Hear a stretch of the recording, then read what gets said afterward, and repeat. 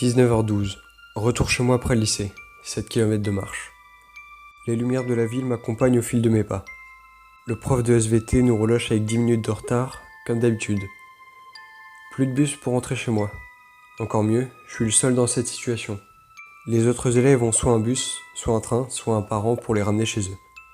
Mon père, lui, s'est fait prendre son permis il y a 6 mois. Conduite en état d'ivresse.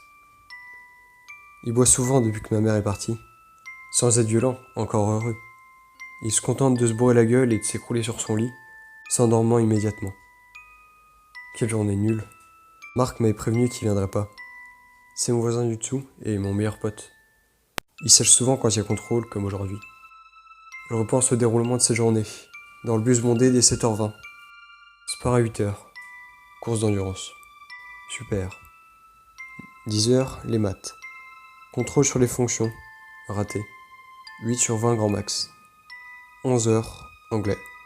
La prof qui jacasse dans une langue inconnue. L'heure se déroule à vitesse d'escargot. Pause déjeuner. Poisson, petit pois. Fade et pâteux. 13h, espagnol. La prof, qui ne parle pas un mot de la langue, s'extasie sur la beauté de la Catalogne. 14h, physique-chimie. AI.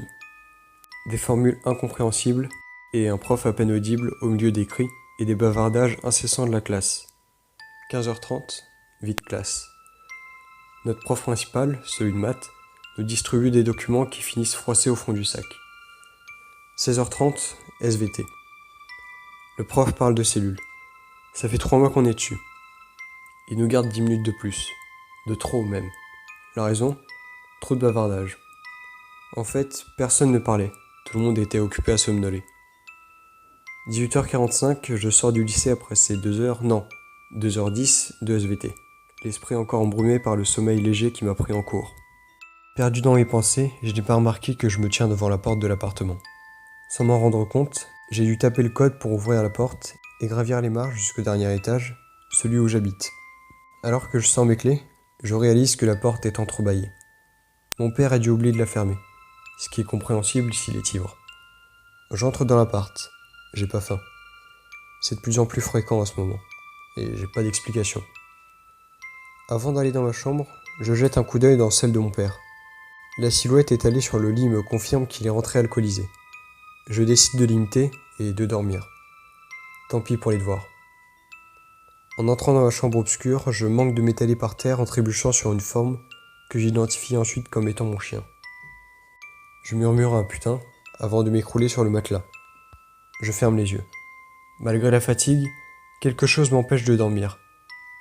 Ça aussi, c'est fréquent depuis peu. Je perçois chaque bruit de l'appartement en 10 fois plus fort. Le parquet qui craque, l'eau qui circule dans les tuyaux, le frigo qui vrombit. Et les voisins du dessus n'aident pas. Ils marchent de long en large, leur télé beugle, ou alors la radio. Mon front est brûlant. Des larmes coulent toutes seules. J'ai si chaud. Mes bras me font mal. Mon estomac se retourne. Mes oreilles sifflent. J'ai des fourmis dans les jambes. J'ai le mollet en feu.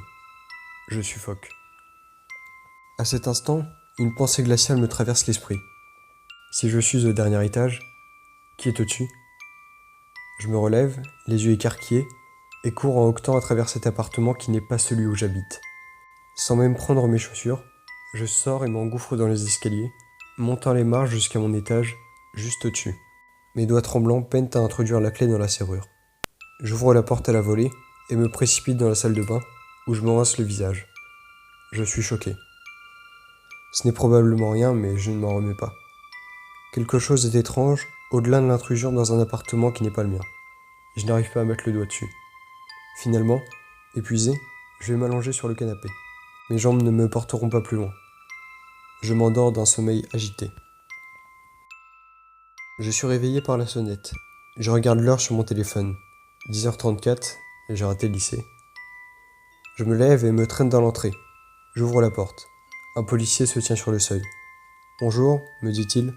« Bonjour », je réponds, l'esprit encore rongé par le sommeil. « Vous êtes Arthur Marceau ?»« Non, c'est mon père. Vous voulez quoi ?»« C'est par rapport à Marc Idiard. Il habite à l'étage d'en dessous. »« Je sais, c'est un ami. » Je lui réponds. « Vous lui voulez quoi ?» Quelque chose commence à me revenir en mémoire, Et ça a un rapport avec ma soirée d'hier. C'est lointain, mais ça commence à émerger de la brume. C'est alors que le policier prononce une phrase qui fait basculer ma journée d'hier dans l'horreur. Lui et son père ont été victimes d'un cambriolage qui a mal tourné. Ils sont tous les deux morts.